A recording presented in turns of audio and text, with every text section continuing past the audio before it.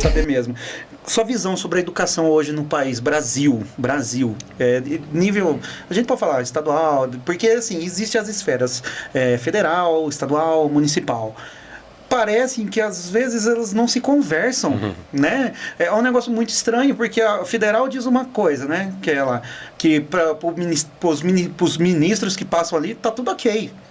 Aí depois vem para estadual. Estadual a gente tá lá com as gestões lá que tá acontecendo. Aí vem para o município é outra coisa. Qual que é a sua visão sobre isso, cara? Primeiro que os tentáculos onipresentes do governo federal, eles estão presentes em todas as instâncias. Inclusive na rede particular de ensino. Sim. Então ninguém está livre da influência maligna do governo federal. Sim. Por que eu chamo de maligna? Eu fui para Brasília, o Fábio, fazer uma visita ao Ministério da Educação para conhecer a Secretaria Especial de Alfabetização. Recentemente? Sim. E ela foi criada no governo anterior. Certo. E o governo atual, uma das primeiras medidas dele foi extinguir, acabar com essa Secretaria de Alfabetização. Certo. Eu digo, interessa a quem um povo analfabeto? É de se analisar, porque forma zonas eleitorais, né? São eleitores, né? Tem CPF, então, de certa forma, você vai criar uma massa de ignorantes para ter controle sobre ela, né?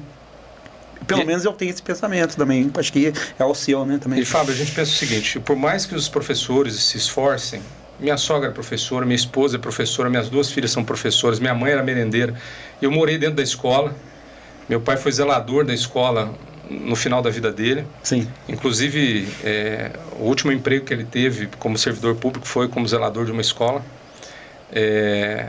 Então, a minha vida, ela inteira está dentro da educação. Certo. Só que isso não me tira a obrigação de analisar, sabe, com sinceridade o que está acontecendo.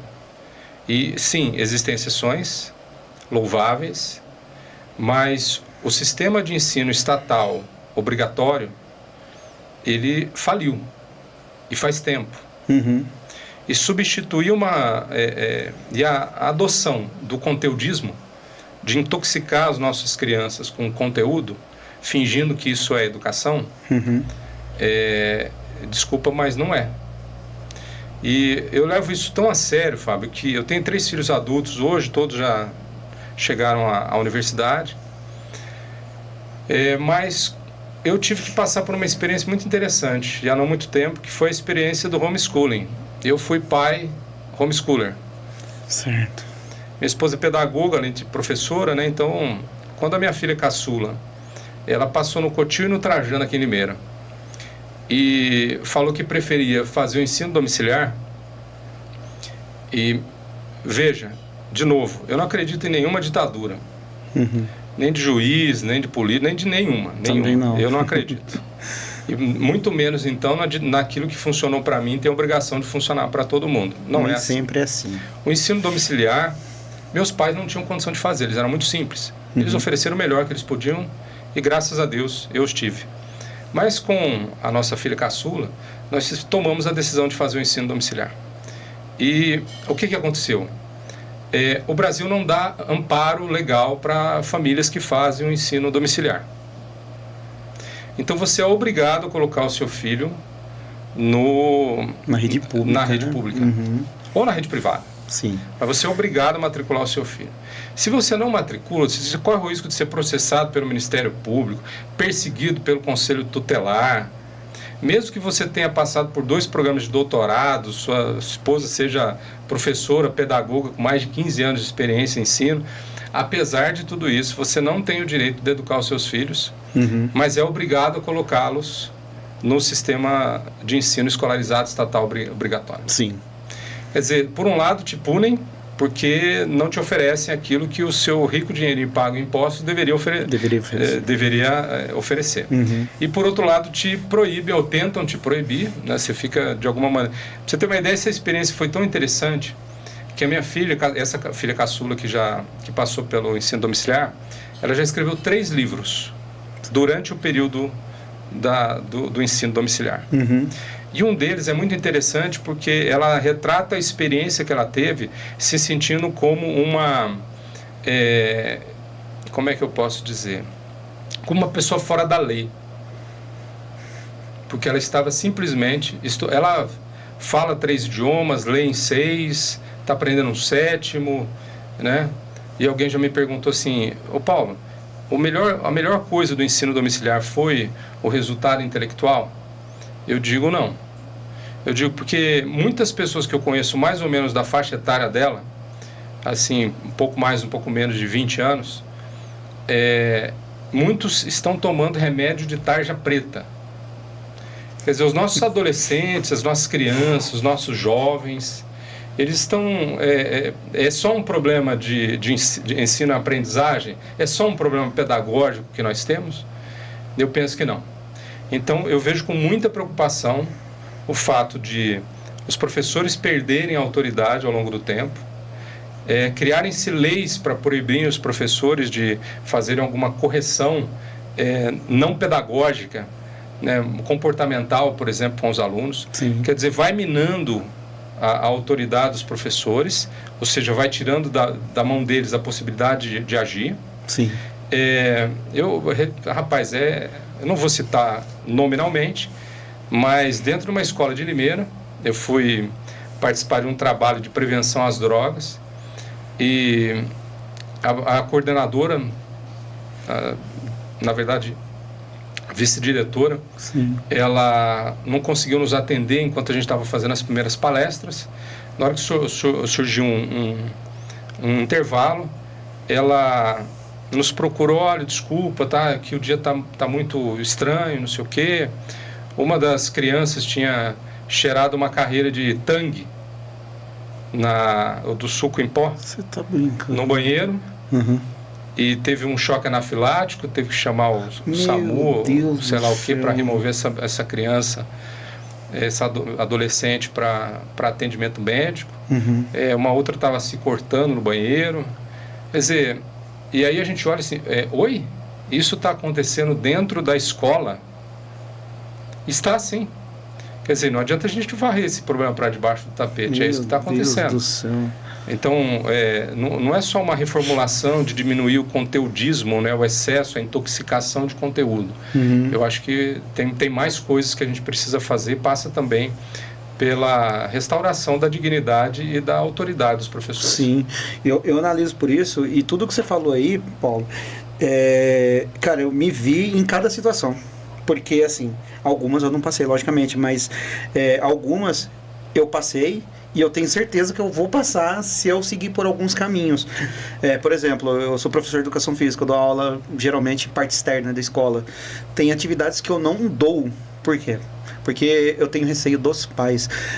Por exemplo, eu vou dar um pega-pega. A criança cai, ela rala o joelho. Você não sabe a dor de cabeça que é, Paulo. Por mais que vocês, a primeira coisa que tem que fazer, a burocracia da coisa. Escrever um bolão de um texto enorme, explicando a sua atividade, o que aconteceu e por que aconteceu e tal. Mesmo assim, ainda vem uma resposta gigante para você dar uma tréplica. E eu não dou tréplica em nenhum recado. Se quiser, vem conversar comigo na escola. Só que é pior, Paulo, porque você pega a personalidade de uma criança, você pode ter certeza, não sei se tem pesquisa sobre isso, parece que é 2 vezes pior com os pais. O pai e a mãe é pior 2 vezes na questão de personalidade. Por exemplo, ralou um joelho, acontece, é criança, atividade. Só que não, o professor não olhou, o professor não sei o quê, lá. Aí eu já não dou essa atividade. Vou dar, que nem as brincadeiras que a gente fazia, que era cabo de guerra, eu não dou também. Apesar de ser uma brincadeira divertidíssima, não dá pra dar. Se uma criança cai, às vezes pode cair, queda é normal, mas se cair, bater o braço, problema pra mim de novo. Entendeu? Então, algumas atividades, infelizmente, eu tenho que ficar podando, não por causa que eu gostaria, mas é porque vai dar problema para mim futuramente, como eu já presenciei de outros professores tendo que engolir essa situação. Hoje mesmo aconteceu um caso. Um menino autista, estão soltando crianças especiais na escola. Eu tenho um filho autista, ele é autista nível 1. Estão soltando crianças de nível 2, 3 lá, à vontade nas escolas. Tem que fazer a inclusão, mas é uma inclusão correta. E essa criança autista foi falar para a mãe que um aluno bateu nele, e no caso, ele não soube explicar em que aula foi. Aí a professora veio conversar comigo perguntando se foi na minha aula, porque a mãe tinha entendido que tinha sido na aula de educação física e eu não tinha feito nada.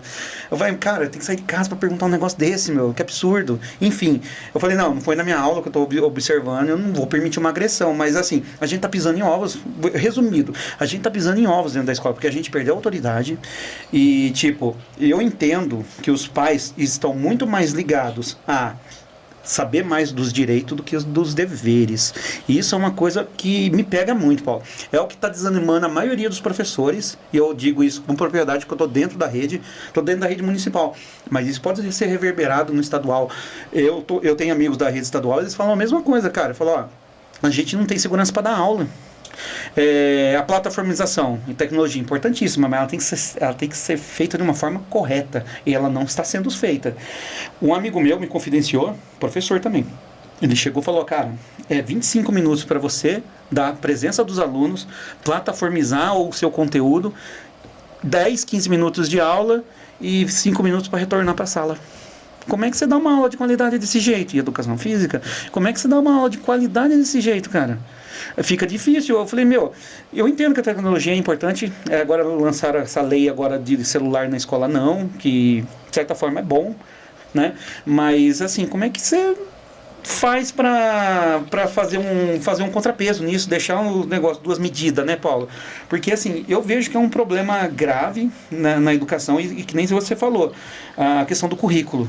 Né? O meu filho, ele é autista e a gente está desconfiado, não tem certeza, a gente vai esperar um pouquinho mais para dar um laudo nele, para saber se ele é altas habilidades, porque já sabe ler, já sabe codificar, já sabe interpretar, já sabe escrever, tudo.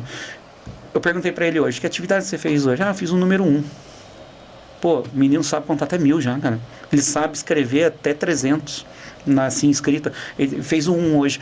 O 1 é como traço 1, depois cola os feijãozinhos no 1, lá.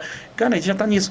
Aí tá travado, que nem você falou. Fica travado o currículo, porque não tem eu tô lá na educação, eu vejo, não tem uma adaptação por um aluno que é um pouquinho acima da média. Eu vejo, assim, eu olho para alunos e falei, cara, esse aluno não era para estar aqui. Esse aluno era para estar em outra escola com um negócio mais elevado. O que eu, assim, se eu tenho intimidade com o pai e com a mãe, eu converso, falo, leva para a escola tal, eu dou uma referência, falo, leva para outra escola tal, porque o seu filho tem potencial. Eu já encaminhei 2 alunos meus já. Um virou goleiro profissional de futebol e o outro virou desenhista, tá em São Paulo. Desenhista, o cara autodidata. Aí fez o curso para aperfeiçoar, faz mangá com perfeição. E o menino tá na 3ª série. 3ª série é um carrinho, um quadradinho e tal. E eu detecto isso em algumas crianças, sabe? Só que eu vejo e falei, putz, cara, eu como professor, eu fico com mão atada. Eu não consigo encaminhar, Paulo. Eu não consigo. E eu vejo que tem professor bem intencionado, tem professor que não tá nem aí. Eu sou bem intencionado. Quando eu vejo o potencial, eu tento. Mas a gente cai naquele assunto que você falou. A gente está preso dentro de um currículo que eu entendo que você também teve uma decepção quando você foi para Brasília, lá viu o ministério, o negócio da questão da alfabetização. E é isso mesmo, é o sistema, cara. É o sistema. Eu fico chateado, de verdade. E é isso aí, galera. Gostaram do corte? Se gostaram do corte, deixe seu like, comenta e valeu!